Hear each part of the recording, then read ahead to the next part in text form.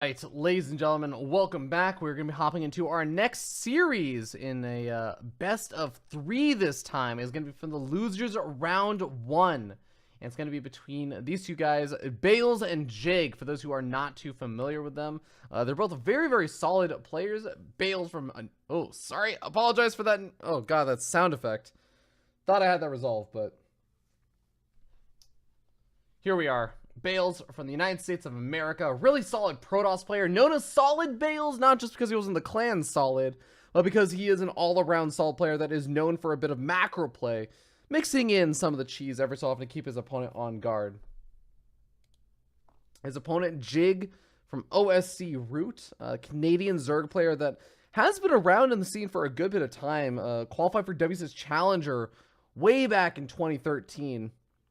Kind of had a bit of a breakout performance over there and used to be a very aggressive player, but really level out his playstyle into more of a macro-oriented play. But here we are. We're going to hopping onto Abyssal Reef for game number 1. Ladies and okay. I'm going to try and minimize the seam transitions for that. But we are going to be hopping into Abyssal Reef. I'll see you guys there.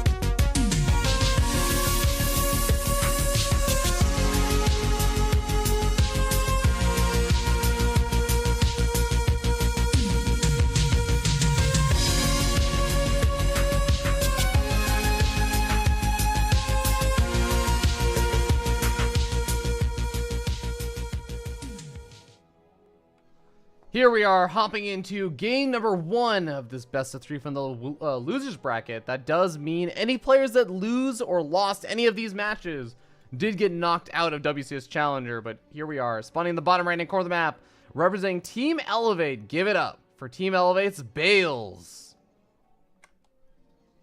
And his opponent spawning up here in the top left-hand corner of the map, going for a 14 pool, no gas.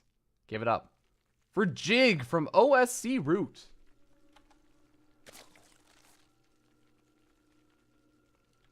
Alright, and forgive me as I resolve something going on in the chat.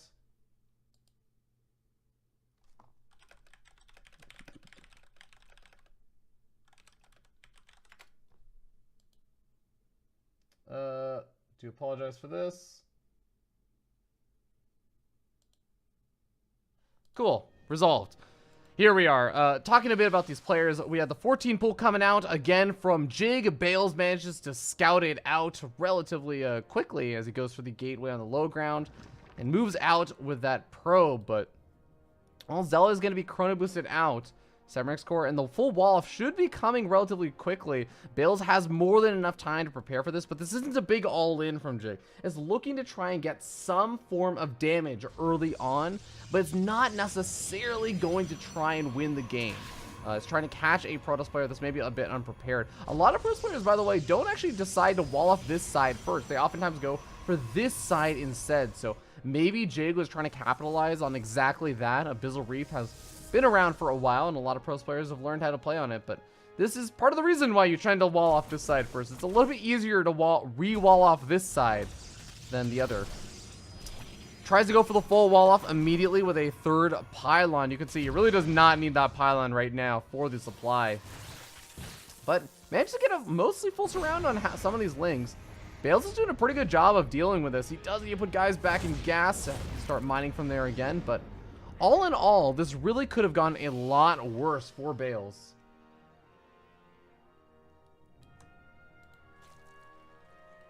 Jig, again, not totally all in on this, but really did want to get some form of damage. The major thing that he's going to be behind on is going to be that gas count. As you can see, he's only at 56 gas, does not have Zergling speed on the way, doesn't have a Bailing Nest, doesn't have a Roach Horn or anything really going to be coming out. Doesn't even have a third expansion either, as those 6 things do end up costing something. But 2 Zealots making their way in. Bale's immediately going to be putting on some counter aggression, trying to punish his opponent. Ling's going to be going down pretty quickly. And it seems like these Zealots able to get some pretty substantial amount of damage getting done. Oh my god, even an Adept comes into the mix. Queen getting focus fired down, but the Zealot and the Adept even going for a bit of a body block over there. Oh my god, I love this play, preventing the Queen from easily running away.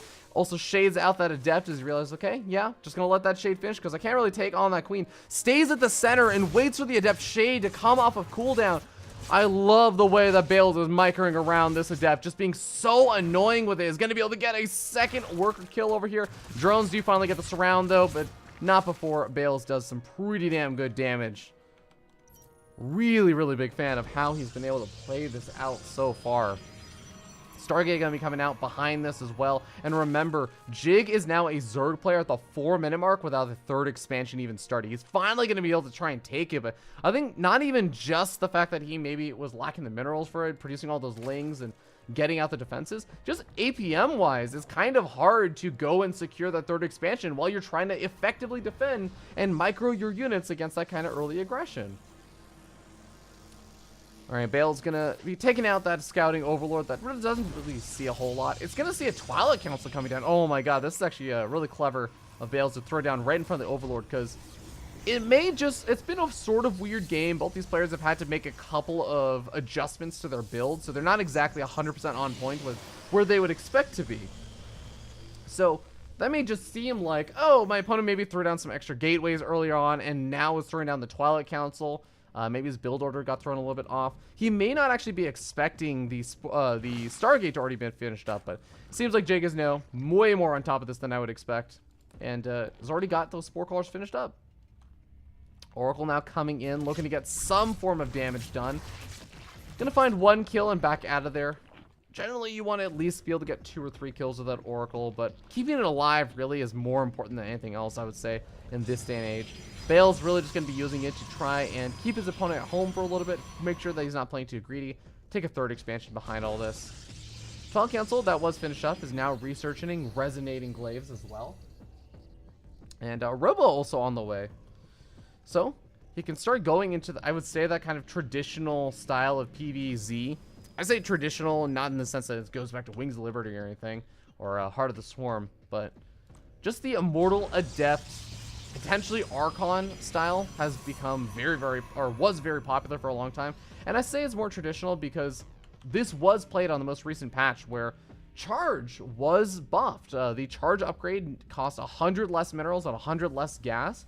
And that means that a lot of pro players have been experimenting a lot more with Charge. But it seems like Bale's feeling confident, just going still for Resonating Glaives. The depths, still pretty damn good units.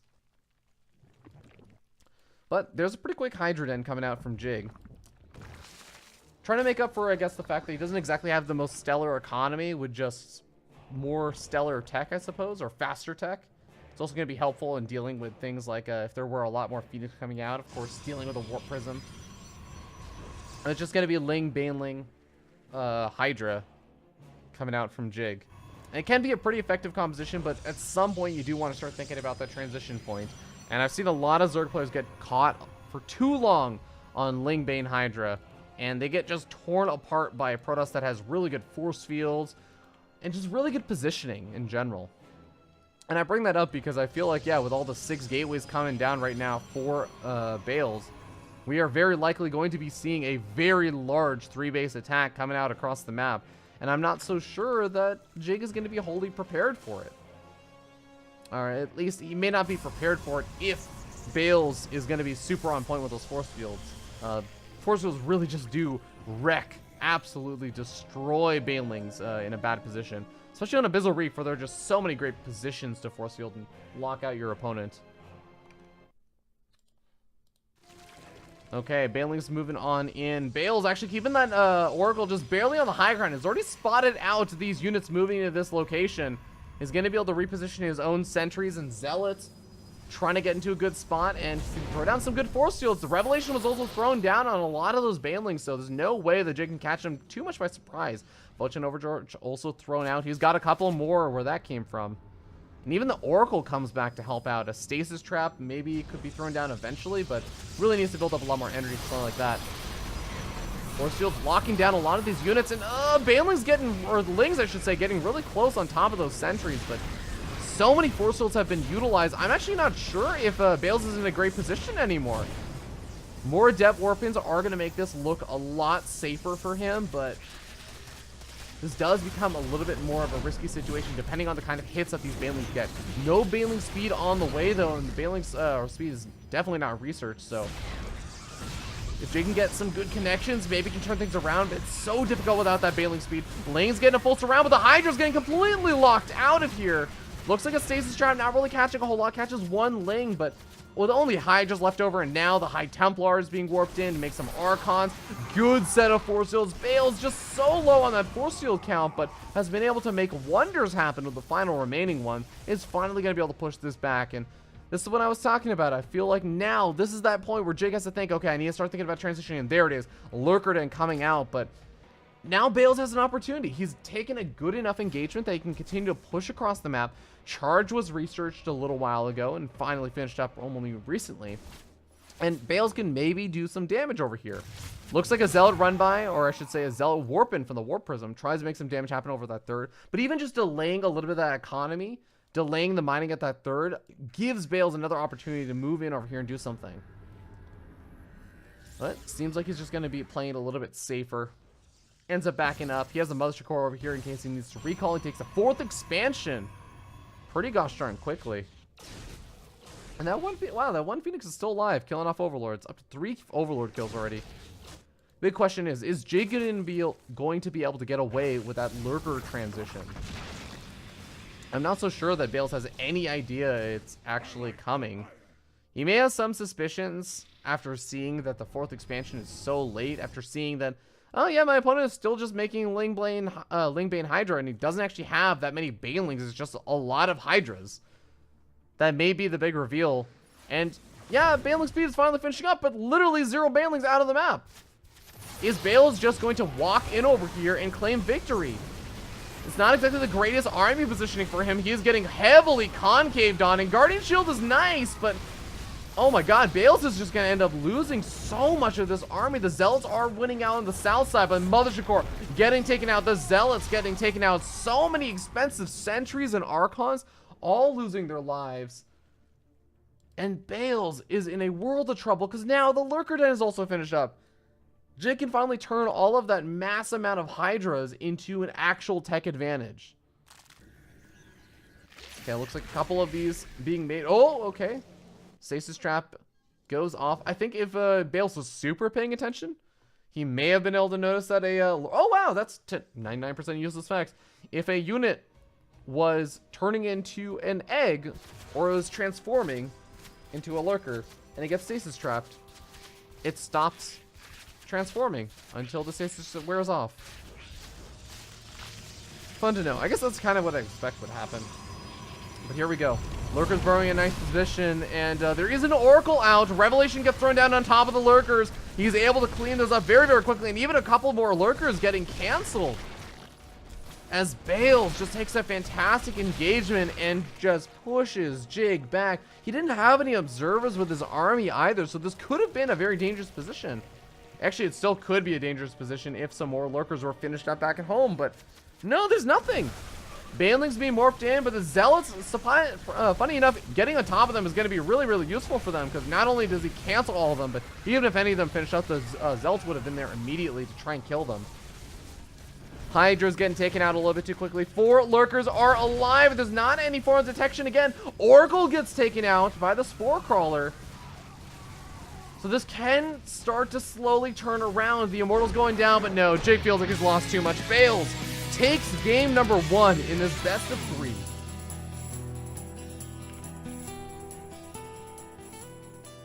A strong push in. And off of a really, really good early game, able to defend against that really fast 12 pool opening with 0 gas.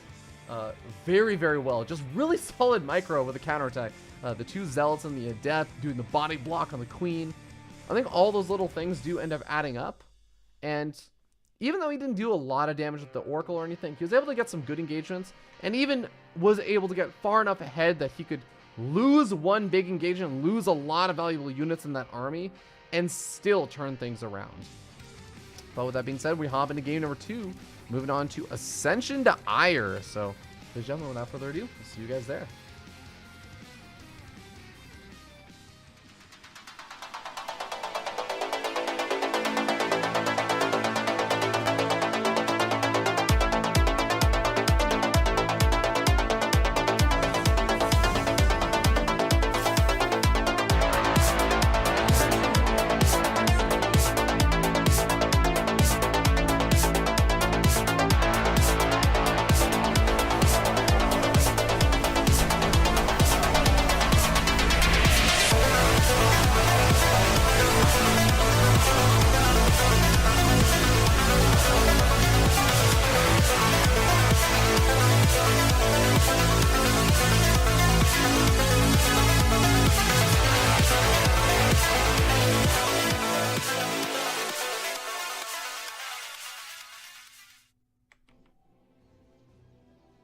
Here we are in game number 2. We're starting up here in the top left-hand corner of the map. Top of the blue Protoss player, representing Team Elevate and sitting up 1-0 at match point. Give it up for Bales. And his opponent spawning down here in the bottom right-hand corner of the map, the pink Zerg player. Give it up for OSC Roots, Jig.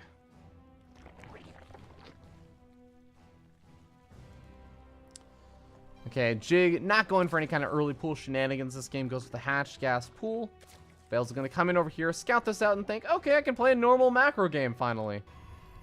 I don't have to worry about a weird wall-ins on Abyssal Reef or anything like that.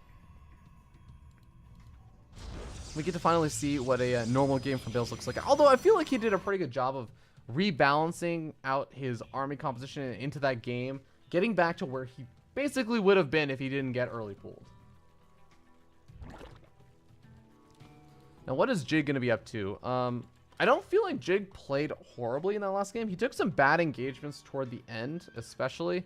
Actually, it's sort of funny, right? Because it's not that he actually took that many bad engagements. In fact, he got some magnificent engagements as Bales would move up the ramp into a massive 180-degree surround. But at the end of the day, it really was, I feel like, his tech that was lacking, and also the fact that he had so many Hydras at the end, but not any Banelings, even though he had Baneling speed. I think he wasn't anticipating the attack coming in for another minute or so. And if he had known, maybe he would have even like repositioned those lurkers a little bit faster, got him at the top of the ramp, maybe even made a few more lurkers instead of just more Hydras.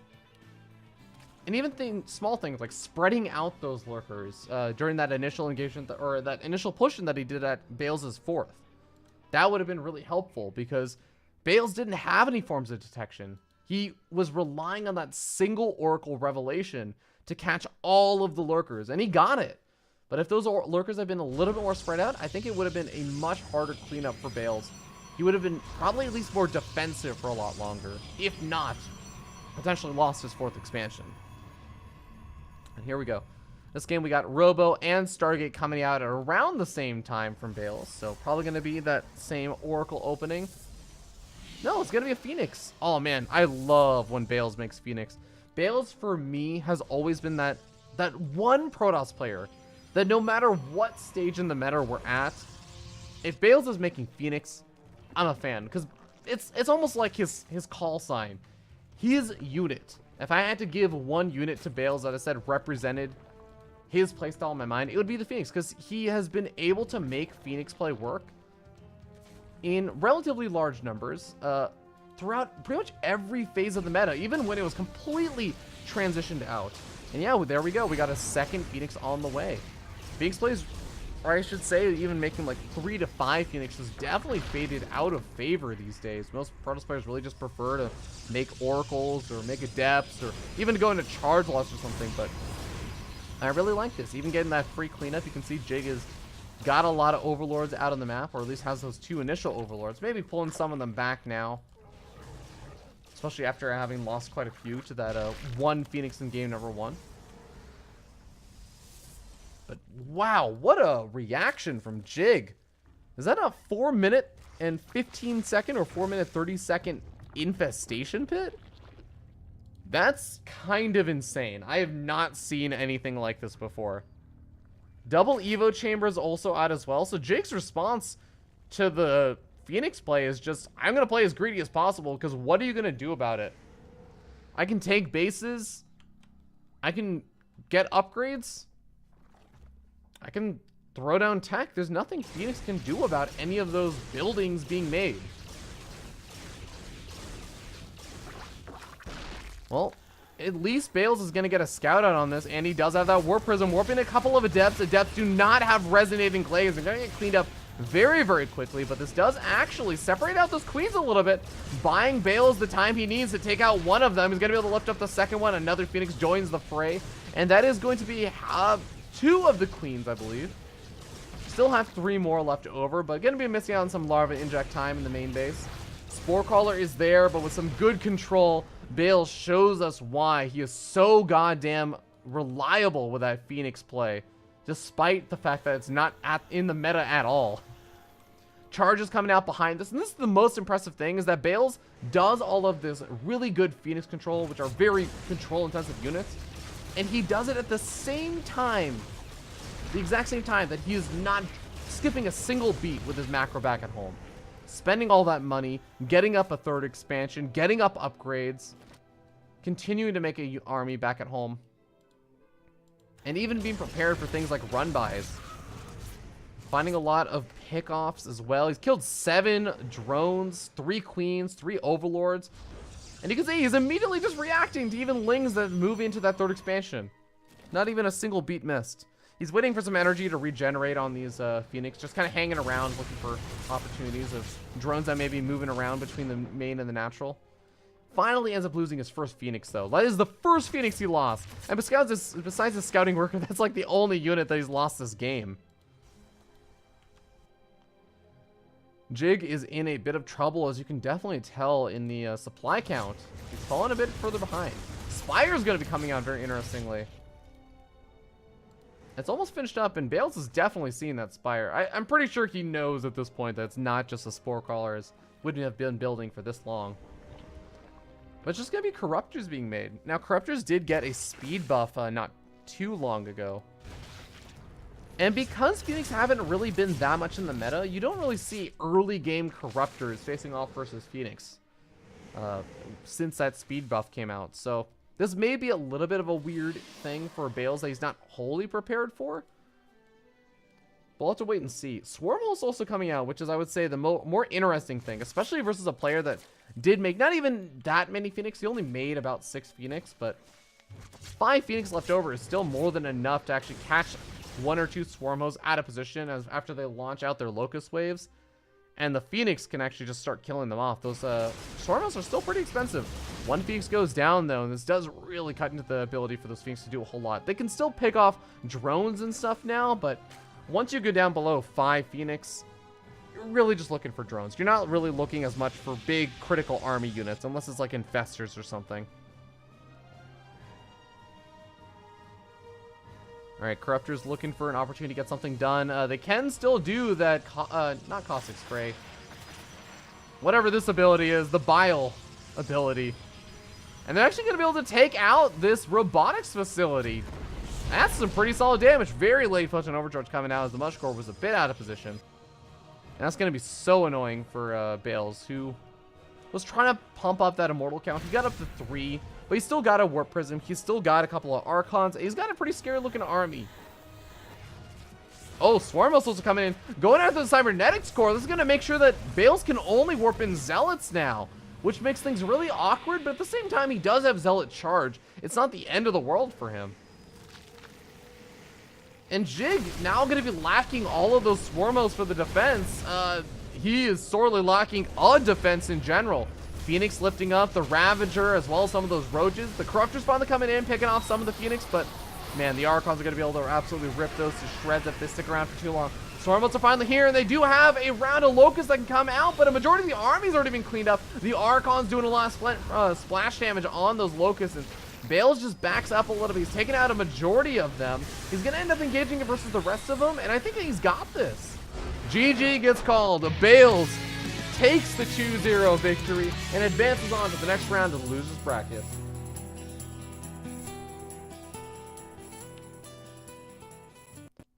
Oof. Sorry about that. And oh my god, thank you, Maynard, for the host, dude. Seriously appreciate it, man. Hope your ladder session went well. Can't wait to check out that tweet. See how you did with your goals. But for those who are tuning in from Maynard's stream, what we're watching right now are the games from WCS North American Challenger League that were not broadcasted. There were a lot of games that were just not shown at all because the bracket all just happens for the most part at the same time. It's kind of a big change from the previous years of Challenger and Premier League and everything. I thought that was a little bit of a shame. So I wanted to go through and cast as many and broadcast as many of the games as possible. Honestly, I wanted to broadcast all of them, but some of the players kind of didn't want to give me the replays because they were like, oh god, I played so bad in that series. Please, I just don't want it shown. I'm like, okay, fine. But we still got some really awesome games. We already covered Jon Snow versus No Regret. We just did Jig versus Bales. We're going to be doing Silky versus Raze next, followed up by True versus Game Time, then No Regret versus BioIce, and we're finishing off with a big bang of the best series for the night is going to be Scarlet versus Neeb for the Winners Bracket Finals, which was not broadcasted. Yeah, that's right, because instead of casting that, I think the mainstream ended up casting the qualifying matches for the actual live event itself, which is very understandable.